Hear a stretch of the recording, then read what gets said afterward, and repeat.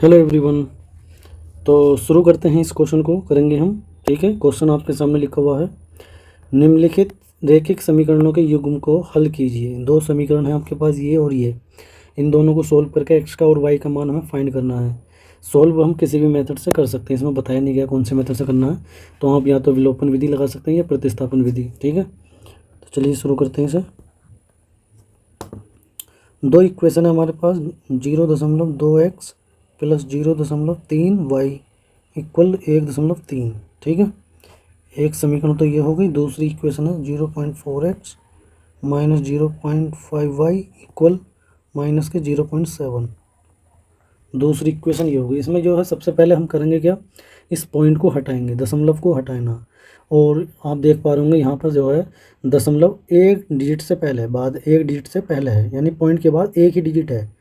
यहाँ पे भी, यहाँ पे भी एक ही डिजिट है सब में। ठीक है, तो इसका पॉइंट हम डायरेक्ट भी हटा सकते हैं, डायरेक्ट हटा के लिख भी सकते हैं यहाँ, क्योंकि सबके नीचे जब हम पॉइंट हटाएंगे एक जीरो आएगा, सबके नीचे 10 लिखा जाएगा और 10 से गुणा करेंगे ये 10 हट जाएगा। तो सबसे पहले जो मैं आपको एक इक्वेशन करके दिखाता हूँ, 1 implies that 0.2x plus 0.3y equal 1.3। सबसे पहले अब हम इसका एक्स पॉइंट हटाना, तो पॉइंट हटा कर नीचे 10 आ जाएगा, पॉइंट हटा कर नीचे 10 आ जाएगा, पॉइंट हटा कर नीचे 10 आ जाएगा। ये हो गया 2x/10, 3y/10 और 13/10। ठीक है, अब लिख सकते हैं 10 से गुणा करने पर, 10 से गुणा कर दो या फिर एलसीएम ले सकते हैं यहाँ पर। तो 2x प्लस 3y, यहाँ पे जो एलसीएम है वो 10 ही आना है। तो जब 10 एलसीएम है, ये भी 10 है, ये भी 10 है, सब 10 है ये, तो ऊपर वाली जो संख्या है वो ऐसी लिख देंगे हम। ठीक है, 2x भी ऐसी आएगी, 3y भी ऐसी आएगा।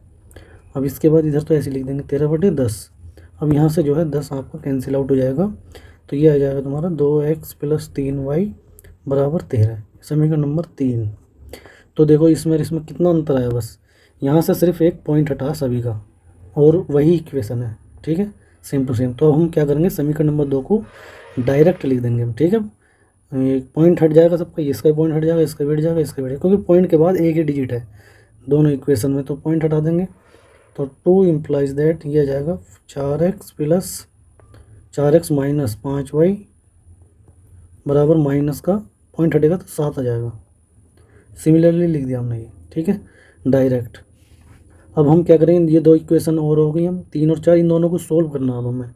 तो समीकरण नंबर 3 और 4 इनका किसी भी विलोपन विधि से यदि हम करेंगे, तो या तो x का कोफिशेंट यानी जो गुणांक होता है, x का गुणांक यानी जैसे 2 है यहाँ पर, x का गुणांक या 2 है, यहाँ 4 है, या तो दोनों को सेम बनाना पड़ेगा, या y का जो कोफिशेंट है ये, या इन्हें सेम बनाना पड़ेगा। तो आप किसी को भी बना सकते हैं। जैसे अगर मुझे y का गुणांक सेम बनाना होगा, तो इस इक्वेशन को यानी 3 को मैं 5 से गुणा करूँगा, 3 पंजे 15 हो जाएगा, और इस वाली इक्वेशन को भी मैं 3 से गुणा कर दूँगा, ये भी 3 पंजे 15 आ जाएगा। और यदि x का कोफिशेंट बराबर बनाना, तो 3 को 2 से गुणा कर दो, बस 2 दूनी 4, 4 आ जाएगा, नीचे भी 4 है। ठीक है, तो किसी भी तरीके से यहाँ पर कर सकते हैं। तो चलिए करता हूँ, समीकरण 1 को 2 से गुणा करने पर, तो गुणा कर देंगे तो ये हो जाएगा तुम्हारा 2 दूनी 4x, 2 तिया 6y और 13 दूनी 26। और जो क्वेश्चन इक्वेशन नंबर 4 है, इसे इसके नीचे लिख देंगे ऐसे ही। अब हम क्या करेंगे, घटा देंगे, तो चिन्ह बदलेंगे, ये प्लस का था तो माइनस का हो जाएगा, ये माइनस का तो प्लस का हो जाएगा, ये माइनस का तो प्लस का हो जाएगा। 4x आपका प्लस का है, यहाँ पे 4x प्लस का है, 4x माइनस का है, तो कट जाएगा, ये कैंसिल आउट हो जाएंगे। यहाँ पर जो है आपका 6x प्लस 6y प्लस का है, 5y भी प्लस का हो चुका है, तो 6 और 5 कितने हो जाएंगे, 11y बराबर 26 प्लस का है, 7 भी अब प्लस का हो चुका है। 26 और 7 को जब हम ऐड करेंगे तो आपका कितना आ जाएगा, 4 और 3 33 आ जाएगा, 26 7 33। तो y की जो वैल्यू हो जाएगी 33/11, यानी 11 तिया 33, 3 आ जाएगा। जो y की वैल्यू है वो 3 आ जाएगी। ठीक है, अब ये y का जो मान है हम किसी भी एक समीकरण में रख सकते हैं, चाहो तो 1 में रख दो, 2 में रख दो, 3 में रख दो, 4 में रख दो, किसी में भी जो सबसे आसान लगेगी आप उसमें रखना y का मान। तो y का मान चलिए समीकरण नंबर में 3 में रखता हूँ। ठीक है, लिख देंगे y का मान समीकरण 3 में रखने पर, 3 में रखने पर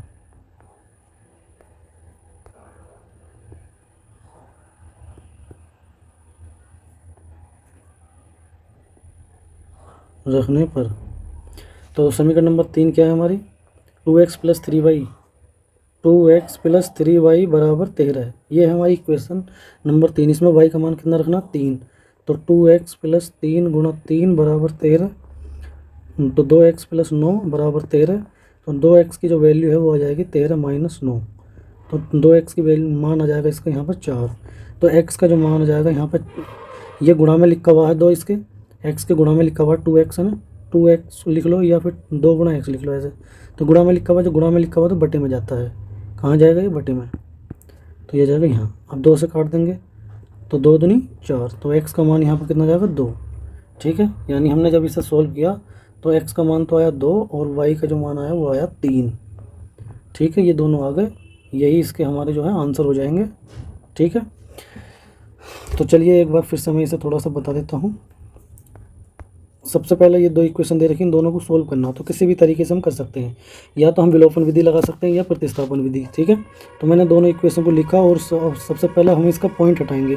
तो पॉइंट हटाने के लिए आप या तो 10 से गुणा भी कर सकते हैं, आप पॉइंट हट जाएगा। ठीक है, या फिर पॉइंट को नीचे हटाएं और नीचे 10 लिख दें, और लिखने के बाद एलसीएम लेंगे तो जो कट जाएगा 10 और ये इक्वेशन हमारी आ जाएगी। ये इक्वेशन आ जाएगी, इक्वेशन नंबर 4 ये है आपकी। ठीक है, पॉइंट हटाने के बाद इसका पॉइंट हटाएंगे, जब हमारी पॉइंट के बाद एक एक डिजिट है सबका, पॉइंट हटा दो डायरेक्ट, तो ये आ जाएगा। इन दोनों इक्वेशन को सोल्व करना, तो यहाँ पर जो है हम किसी भी x का या y का गुणांक बराबर बनाना पड़ेगा यहाँ पर। तो मैंने क्या किया, x का बराबर बना दिया। तो जैसे यहाँ पर 4 लिखा हुआ है, यहाँ पर 2, तो 2 उसको कैसे गुणा करूँ कि 4 आ जाए, 2 से गुणा करनी पड़ेगी। तो समीकरण नंबर 1 जो है इसको हमने कर दी गुणा 2 से, सब जगह। तो 2 दूनी 4, 2 3 6 और 13 दूनी 26, ये लिख दिया हमने। इक्वेशन नंबर 4 इसके नीचे लिख दिया और फिर घटा दिया, तो चिन्ह बदल दिया हमने। चिन्ह बदलने के बाद y का मान यहाँ पे सोल्व करके आ गया तुम्हारा y का मान 3। ठीक है, y का मान समीकरण नंबर हमने 3 में रख दिया, इस वाली समीकरण में। ये हमारी इक्वेशन नंबर 3 थी, इसमें रख दिया y का मान, और तो x का मान जो आएगा हमारा आएगा 2। तो x और y की वैल्यू हमारे पास आ गई। ठीक है, तो यहाँ पर ये सवाल हमारा कंप्लीट हो गया है। तो उम्मीद करता हूँ दोस्तों आप सभी को ये सवाल समझ आ गया होगा। ठीक है, तो मिलते हैं जल्दी नेक्स्ट वीडियो में नए क्वेश्चन के साथ। Okay bye.